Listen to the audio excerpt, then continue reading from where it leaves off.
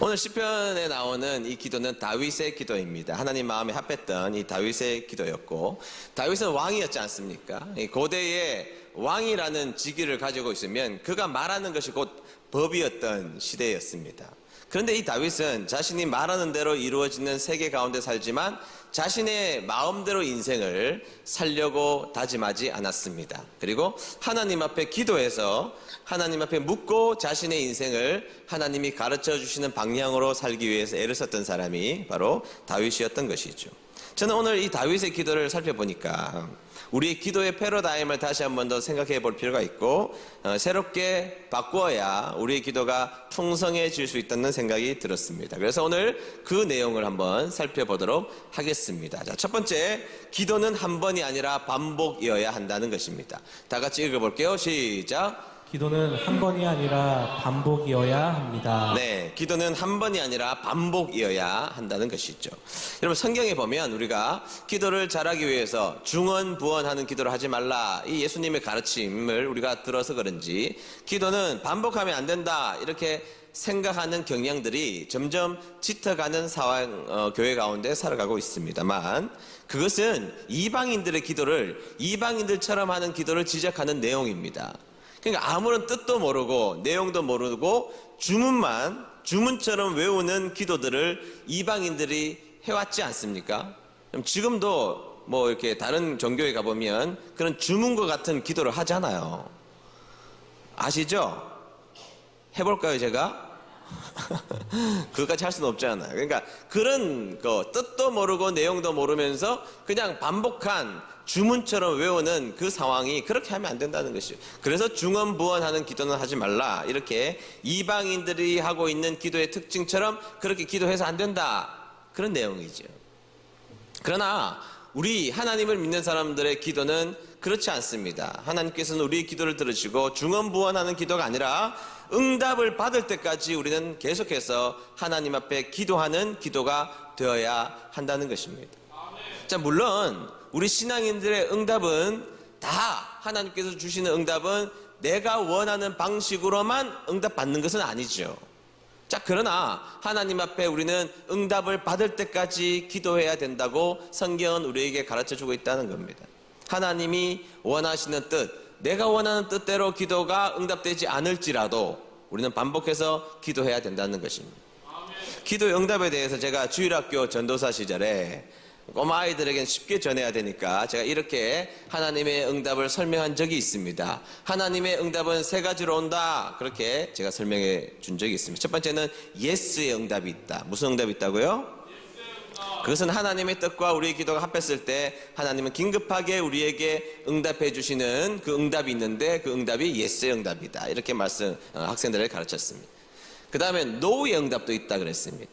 하나님의 뜻과 배치되고 내가 원하는 기도대로 됐을 때 우리 인생이 더욱더 망가지거나 좋아지지 않으면 하나님의 방법대로 응답해 주시는 노의 응답이 있을 수 있다, 이렇게 제가 가르쳤습니다. 또 세 번째는 wait, 기다림의 응답이 있다, 이렇게 가르친 적이 있습니다. 여러분, 옛날엔 면도칼이 굉장히 날카로웠죠, 그죠? 면도칼이 날카로웠습니다.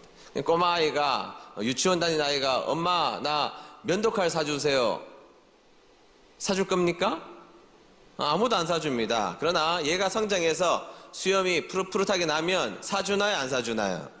사준단 말이죠. 그건 때가 되면, 기다리고 때가 되면 그 응답이 찾아오게 되는 것, 그것을 wait의 응답이다, 제가 이렇게 가르친 적이 있습니다. 근데 중요한 것은 기도는 응답받을 때까지 우리는 기도를 애써서 해야 한다는 사실이에요.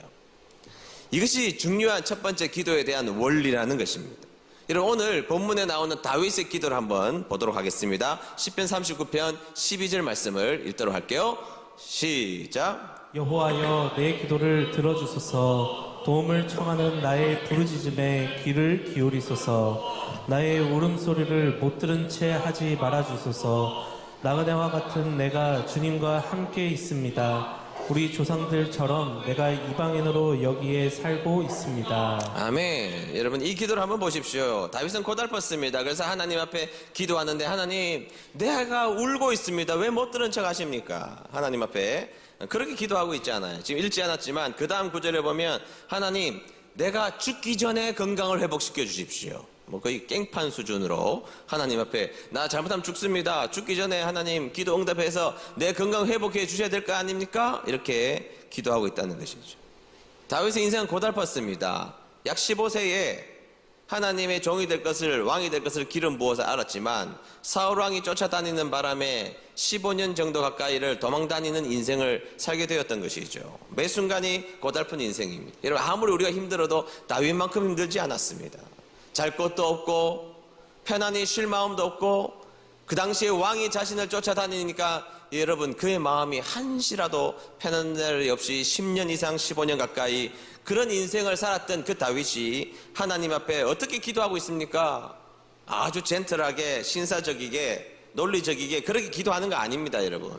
하나님, 제가 지금 주님 앞에, 하나님, 내가 울고 있잖아요. 하나님, 나의 울음소리를 못 들은 척 하지 마십시오. 하나님, 듣고 있다는 거 제가 다 알고 있습니다. 지금 이 기도하고 있는 것입니다. 하나님, 나 조금 있으면 죽을지도 몰라요. 죽기 전에 내 건강 회복시켜 달라고 하나님 앞에 기도하는 장면을 그리고 있죠. 젠틀하게 기도하는 게 아니라 떼쓰면서 하나님 앞에 기도하는 장면을 그리고 있다는 사실이라는 것입니다. 이게 우리의 신앙인이었던 다윗이 했던 기도의 방식이었던 것입니다. 누가복음 11장 5절에서 8절입니다. 제가 읽어보겠습니다. 예수님께서 제자들에게 말씀하셨습니다. 누가 말씀하셨다고요? 예수님이 누구에게? 누가 말씀하신 거예요? 예수님이 하신 말씀이에요. 기도에 대해서. 너희 중 한 사람에게 친구가 있어. 한밤중에 찾아와서 말했다. 친구, 내게 빵 3개만 빌려주게. 내 친구가 여행하여 내게로 왔는데 그에게 차려줄 것이 하나도 없다네. 그런 경우에 나를 괴롭히지 말게. 문이 이미 잠겼고 내 아이들이 나와 함께 침대에 누웠다네. 일어나서 자네에게 줄 수 없네 하고 대답을 하겠느냐? 내가 너희에게 말한다. 친구라는 것만으로는 일어나 주지 않을지라도 끈질기게 조르기 때문에 일어나 필요한 만큼 줄 것이다. 아멘. 친구라서 주는 게 아니라는 겁니다. 간청하고 조르고 애를 쓰기 때문에 친구에게 준다는 것이고, 이것이 기도라고 말씀하셨던 예수님은 우리들에게 기도는 이런 것이라고 명명백백하게 가르쳐 주셨다는 것입니다. 그리고 여러분, 이 내용, 친구의 이야기, 밤에 찾아가서 남의 집에 두드리는 친구의 이야기하고 딱 바로 붙어서 나오는 중요한, 우리가 잘 알고 있는 말씀이 누가복음 11장 9절입니다. 8절부터 있는 9절 다 같이 읽어봅니다. 시작. 내가 또 너희에게 이르노니 구하라 그러면 너희에게 주실 것이요 찾으라 그러면 찾아낼 것이요 문을 두드리라 그러면 너희에게 열릴 것이니. 아멘. 아멘이십니까? 여러분, 여기에는 우리의 기도가 구하는 방법, 그 다음에 찾는 방법, 두드리는 방법 3가지가 있다라고 말씀하신 거 아니죠? 앞에 거와 연결해보면 무슨 내용입니까? 3가지 방법이 있다는 것이 아니라 친구 때문에는 못 줘도 끝까지 강청하고 조르기 때문에 주는 것처럼 너도 하나님 앞에 구하고 찾고 문을 두드리는 간청에 반복된 기도를 하면 하나님께서 응답해 주신다는 약속이라는 것입니다. 믿습니까?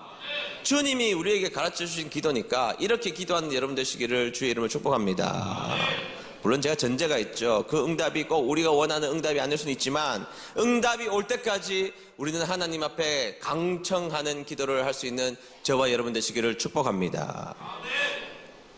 저는 어릴 때부터 지금까지 엄마 찬스 공략법이 저의 인생 가운데 있습니다. 제가 초등학교 다닐 때 소위 말하는 브랜드 신발이 처음 나온 게 월드컵입니다. 월드컵 아시나요?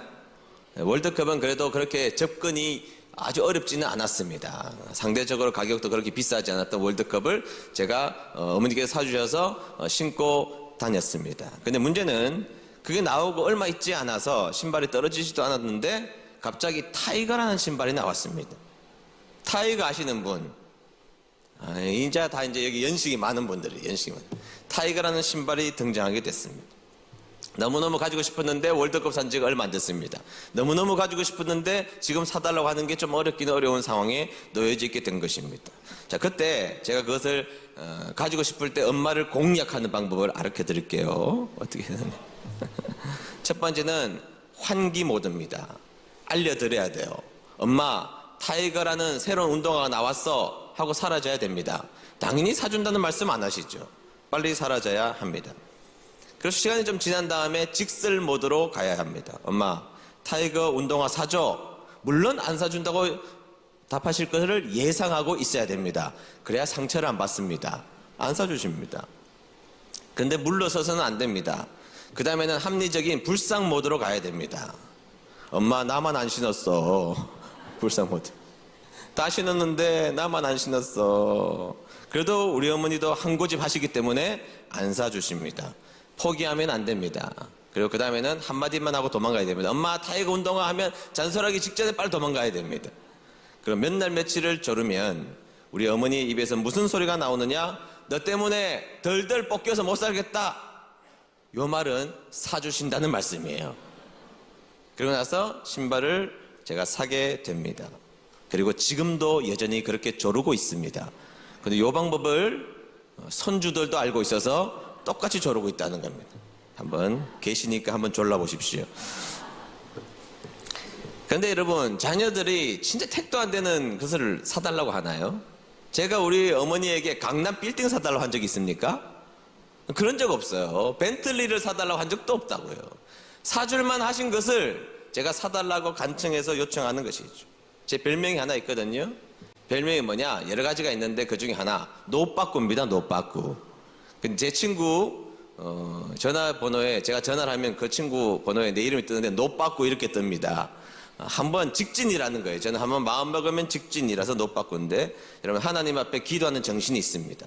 노빠꾸 정신으로 하나님께서 우리에게 말씀하신 것, 노빠꾸 정신으로 내가 하나님 앞에 간청할 기도가 있을 때, 하나님 앞에 간청하여 반복하여 기도할 때 하나님은 응답해 주실 줄로 믿습니다.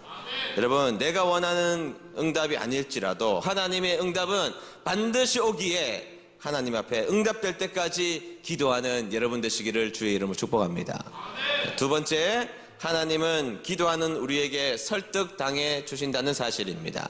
다 같이 읽어봅니다. 시작. 하나님은 기도하는 우리에게 설득당해 주십니다. 우리가 하나님에 대한 오해가 몇 가지가 있지만 그 중에 하나의 오해는 우리 하나님 고집불통이라는 생각을 가지고 있어요. 하나님은 고집불통이다. 절대 변하지 않는 분이다. 네, 물론 우리를 사랑함을 변화시키지 않는 분이라는 것은 사실입니다만, 고집불통, 절대 변하지 않는 분, 그렇게 이해해서는 안 된다는 것이죠. 기도의 관점에서. 성경에 나와 있는 이야기를 볼까요? 여러분, 제가 개인적 이야기 하는 거 아니죠. 성경에 나와 있는 이야기를 하는 것인데, 역사적 이야기 가운데 히스기야라는 왕이 있었습니다. 좋은 왕이었습니다. 근데 히스기야 왕이 있었을 때 같은 시대에 선지자였던 이사야, 유명한 선지자, 이사야 선지자가 있었던 것입니다. 하나님께서 이사야 선지자를 부릅니다. 이사야, 너 빨리 히스기야에 가서 곧 죽는다고 이야기해라. 자, 하나님도 잔인하시지. 그래서 이제 이사야 선지자가 하나님 말씀을 듣고 히스기야에게 갑니다. 왕이시여, 제 말씀을 잘 들으십시오. 하나님께서 제게 분명하게 말씀해 주셨는데 당신은 곧 죽습니다. 그러니까 친척들과 가족들을 다 모아다가 유언을 하십시오. 유언하십시오. 침상에서 이제 일어나지 못하실 겁니다. 집안을 정리하시고 사람들을 불러다가 유언을 하셔야 됩니다. 그 말을 하고 이사야가 이제 돌아오는 길입니다. 돌아오는데 히스기야 그 얘기를 갑자기 들으니까 너무 자기가 할 일도 많고 자기가 정말 너무 원통해서 하나님 앞에 기도하기 시작하죠. 몸을 벽에다가 대고, 저기 벽에다가 대고, 여러분, 기도는 땅바닥에 누워서 이제 벽에 붙어서 이제 간절함을 표해야 됩니다. 벽에 대고 히스기야가 울면서 하나님 앞에 기도했습니다. 하나님, 내 생명을 더하여 주시옵소서. 아직 할 일이 많고 여러 가지 일들이 많습니다. 불쌍히 여겨주시고 내 생명을 더하여 주시옵소서. 자, 이사야는 기도하는 사실을 모르고 쫄래쫄래 이제 집으로 가고 있는데, 이사야가 성 밖에 나가기도 전에 하나님이 다시 이사야를 불러 세우십니다. 이사야, 너 스톱! 다시 왕궁으로 돌아가. 왜요, 하나님? 내가 히스기야가 기도하는 바람에 내가 히스기야를 살려주기로 마음먹었으니까 가서 15년 더 살 거라고 이야기하고 와. 히스기야는 지금 죽어 없지만 오늘 성경을 읽는 우리들에게 할렐루야인 것은, 하나님은 우리의 기도에 설득 당해주시는 분이라고 자신을 우리에게 계시해주고 있다는 사실입니다. 믿으십니까? 여러분, 그 사실을 알아야 되죠. 못나고 부족하고 보잘것없고, 여러분, 우리가 뭐가 대단한 사람입니까? 칼 세이건의 코스모스에 나오는 것처럼 지구는 저 멀리서 보면 창백한 푸른 점에 불과하다고 그랬잖아요. 그 점에 대한민국은 점점, 그 점 밑에 김천은 점점점, 그 밑에 우리는 먼지만도 못한 존재인데, 그 하나님이 우리를 사랑해 주셔서 이 우주 만물을 짓고 이 우주에 그렇게 큰 낭비를 하신 그 위대하신 하나님이 그 먼지와 같은 작은 자의 기도를 들어주시고 설득당하기로 작정하신 분, 그리고 우리가 믿는 하나님이신 줄로 믿습니다. 여러분, 그것이 얼마나 귀하고 은혜스러운 이야기입니까? 우리의 기도에 설득당하시기로 작정하신 분. 내가 히스기야의 기도에 설득당했다. 내가 히스기야의 기도에 설득당한 사람이야, 존재야. 그러니까 너도 기도하렴. 이게 하나님이 오늘날 우리에게 가르쳐 주시는 기도에 대한 가르침이라는 거예요. 여러분, 분명히 아셔야 됩니다. 하나님은 우리의 기도에 설득당하기로 작정하신 분. 기도를 안 하니까 문제죠. 기도를 안 하니까. 기도를 하면 설득당하기로 작정하신 하나님께서 여러분들의 음성에, 작은 신음에 귀를 기울여 주신다는 사실을 기억하는 여러분 되시기를 주의 이름으로 축복합니다. 마지막 세 번째, 기도는 불경의 자리를 경건의 자리로 바꾸어 주신다는 사실입니다. 다 같이 읽어보겠습니다. 시작. 기도는 불경의 자리를 경건의 자리로 인도합니다. 시편은 하나님의 경건한 자들의 찬양과 기도, 우리가 이렇게 말하지 않습니까? 그런데 불쾌한 감정을 드러내는 사람도 많고, 절망에 빠져 있는 사람들도 많고, 의심하는 사람들도 많고, 하나님 앞에 시험 들어서 미끄러졌다는 사람도 있고, 교회 나와가지고 시험 잔뜩 들었다는 사람도 있고, 남을 저주하는 사람들도 있고, 복수의 기도를 하는 사람들도 있다 이 말이에요. 무슨 경건한 자들의 노래입니까? 조금 이해할 수 있는 범주가 있는데, 어떤 시편은요 도저히 이해도 못하는 범주가 있어요. 예컨대 다윗이 지었다고 보는 시편 109편 같은 거 제가 정리해서 말씀해 볼게요. 없는 이야기 안 한다고 말했고 성경에 있는 이야기만 한다고 말했는데, 시편 109편을 여러분 집에 가셔서 읽어보시면 뭐라고 그러느냐, 상스럽기가, 불경스럽기가 그지없는 이야기로 가득 차 있습니다. 제가 읽어볼게요. 자신을 괴롭히는 원수 앞에 기도를 하기 시작하는데 이렇게 기도합니다. 하나님, 저 인간 오른편에 사탄 있게 해주세요. 그래요. 오늘날 말하면 귀신 씌이게 해주세요, 그 말이에요. 하나님, 사탄이 저 인간 옆에 우글거리게 해주세요. 하나님, 저 인간이 기도할 때 그 기도가 죄가 되게 해주세요. 막 그렇게 기도합니다. 찬양합니다. 시편 109편에 하나님, 저 인간, 그것도 아니고 저 인간 요절하게 도와주세요. 막 그렇게 기도합니다. 여러분, 그렇게 해보셨습니까? 해보셨구나. 하나님, 그 자녀들이 밥을 빌어먹게 해주시고, 빌어먹으러 갈 때 아무도 밥 주지 않게 해주세요. 사기꾼에게 사기당해서 재산이 싹 날아가서 부도 나게 해주세요. 하나님, 그것도 성의 안 찹니다. 그 집안 더러운 족속이니까 자손이 끊어지게 하시고, 그것 가지고도 안 됩니다. 그 조상의 죄가 그 자식에게 몽땅 가게 해주세요. 이렇게 기도한다고요. 저는 그렇게 기도해 본 적이 없어요. 솔직히 제 양심을 걸고. 이게 무슨 기도입니까? 이게 무슨 신앙인입니까? 용서, 사랑 하나도 없잖아요. 하나도 없잖아요. 여러분, 살다 보니까 그런 마음 들 때가 있더라고요. 살다가 보니까 나는 그렇게 생각하지 않았는데 나를 오해하는 사람들을 만나게 되고, 나는 그렇게 생각 안 했는데 그 사람들 때문에 내 마음이 상하게 되고, 나중에 뒤에서 내 욕하는 이야기도 듣게 되고, 나를 실질적으로 괴롭히는 나쁜 인간들을 만나게 됩니다. 그때 여러분, 저 인간 진짜 망했으면 좋겠다, 이런 생각 들지 않습니까? 어떻게 해야 됩니까? 실행하는 방법이 있습니다. 복수로. 그 실행하면 어떻게 되느냐? 잡혀갑니다. 실정법으로 잡혀가는 거예요. 그거는. 두 번째는 가슴에 담아두는 거죠. 담아두면 병 생깁니다. 속병 생겨요. 어떻게 견뎌요, 그거를? 성경에서는 세 번째 방법, 저주하는 마음을, 내 마음을 아프게 했던 고통스러운 마음을 상한 마음을 들고 주님 앞에 가져가는 거. 세 번째 방법이 있다는 거예요. 세상 사람들은 첫 번째, 두 번째에서 끝납니다, 방법이. 그러나 하나님을 믿는 사람들은 그 마음을 가지고, 여러분, 그 마음을 정리할 것도 없어요. 그 마음을 아름답게 꾸밀 것도 없어요. 거기에다 포장할 것도 없어요. 그냥 있는 마음 그대로, 지금 19편에 다윗이 한 것처럼 있는 마음 그대로 여러분들의 솔직함을 하나님 앞에 내어놓을 때 하나님이 그 이야기를 들어주신다 이 말이에요. 근데 여러분, 하나님이 그 마음을 들고 억울한 마음을 하나님 앞에 가면 하나님은 그 상스러운 자리를 경건한 자의 자리로 바꿔주신다 이 말이에요. 경건한 자라고 인정해 주신다 이 말이에요. 상스러운 마음을 그렇게 가져가면 경건한 마음을 인정해 주신다 이 말이에요. 여러분, 깨끗한 집과 더러운 집 차이 제가 항상 말했죠. 깨끗한 집과 더러운 집의 차이는요, 쓰레기는 다 있습니다. 깨끗한 집도 있어요, 쓰레기는. 더러운 집도 있어요. 그런데 더러운 집은 쓰레기가 밖에 나와 있고 깨끗한 집은 쓰레기가 들어가야 될 곳에 들어가 있습니다. 맞아요, 틀려요?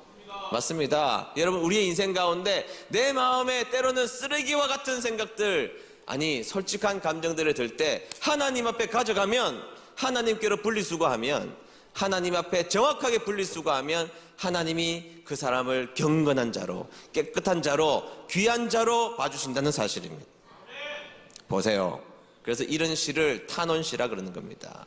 150편 가운데 좋고 은혜가 되는 시도 있지만 탄원시가 절반이에요, 절반. 150편 가운데 인생이요, 편안하지 않다고요. 인생이 좋은 일만 있지 않다고요. 인생은 희노애락, 고진감래, 다 고가 많아요, 고가 많아요. 그러니까 시편 기자도 절반 이상 고통스러움을 탄원하는 탄원시가 절반 이상 되는 겁니다. 근데 여러분, 이 탄원시 구조가 이래요. 먼저는 하나님 앞에 부릅니다. 하나님을 부릅니다. 하나님, 저를 좀 봐주세요. 저를 좀 봐주세요. 그리고 이 고통과 절망을 하나님 앞에 표현합니다. 하나님, 나 죽게 생겼어요. 나 이러다가 쓰러집니다. 하나님, 저 원수를 짓밟아 주십시오. 고통과 절망을 표현하는 기도를 합니다. 그리고 그 다음에는요, 그것이 믿음으로 전환돼요. 그리고 거의 95%가 마지막에는 감사와 찬양으로, 찬양과 감사로 이야기가 종결됩니다. 성경에서 하고 싶은 이야기가 뭐죠, 여러분? 쓰레기를 가져오라는 거예요. 쓰레기를 분리수거하라는 겁니다. 이 고통스러운 마음을 혼자 가지고 있지 말고 하나님 앞에 가지고 오면 하나님이 비록 험하게 보이고 정갈하지 못하고 더럽게 보이는 그 인간의 본성적인 마음을 하나님 앞에 가져가기만 하면 하나님이 그것을 기도로 받아주신 다음에 하나님은 우리의 자리를 찬양의 자리로, 감사의 자리로, 영광 돌리는 자리로, 경건한 자리로 바꾸어 주시는 줄로 믿습니다. 여러분, 우리가 경건한 행동을 해서 경건해지는 게 아닙니다. 무슨 경건한 행동을 우리가 항상 하겠어요? 우리 인생에 수많은 엉뚱하고 신앙적이지 못하고 죄 가운데 있는 자리가 우리들의 자리입니다. 지난주 그렇게 살아왔고 저와 여러분들은 동일한 삶을, 그런 인생들을 살아왔습니다만 사람을 미워하고 추악한 나의 마음이 여전히 오늘 이 순간에도 꽉 자리 잡고 있는 삶이 있지만, 그러나 여러분, 우리가 하나님을 믿기에 하나님을 붙들고 이 마음을 주님 앞에 가져가기만 하면 하나님은 경건한 자로 우리를 인식해 주시고 우리의 자리를 불경의 자리에서 옮겨서 경건한 자리, 찬양의 자리, 감사의 자리, 기쁨을 노래하는 자리로 하나님이 바꿔주신다 이 말이에요. 여러분, 기도하면 믿음이 덤으로 자랍니다. 문제만 해결되는 게 아니라 우리가 기도할 때 우리의 믿음이 덤으로 자라는 역사가 있게 될 줄로 믿습니다. 여러분, 우리의 기도가 제발 사변적인 기도의 자리에 머무르지 않기를 바랍니다. 옳고 그름의 기도의 자리로만 기도를 오해하거나 생각하지 말게 되기를 바랍니다. 하나님 앞에 응답이 있을 때까지 하나님 앞에 기도하시는 여러분 되시기를 축복합니다. 설득당하시기로 작정하신 우리 하나님이 우리를 얼마나 사랑하신다는 사실을 확인했고, 그 사실을 안다면 우리 기도의 자리에 기쁨으로 나아가는 여러분 되시기를 축복합니다. 그리고 여러분, 마지막으로 우리의 인생의 그 어떠한 기도일지라도 아무리 내가 불경스러워서 감히 하나님 앞에 어떻게 들고 갈까, 그런 고민도 하지 마시고 포장도 하지 마시고, 있는 모습, 있는 감정, 있는 쓰레기와 같은 모습일지라도 그 마음을 담아서 주님 앞에 가져가면 하나님은 그걸 쓰레기로 안 보신다고요. 기도로 보시고, 그리고 하나님께서는 우리의 자리를 끝끝내 경건함의 자리로 옮겨주셔서 사랑한다 말하시고 귀하게 여기시고 복된 자로 우리를 인정하는 자리에 우리를 옮겨주실 것입니다. 그래서 기도하여 승리하는 저와 여러분 되시기를 주의 이름으로 축복합니다.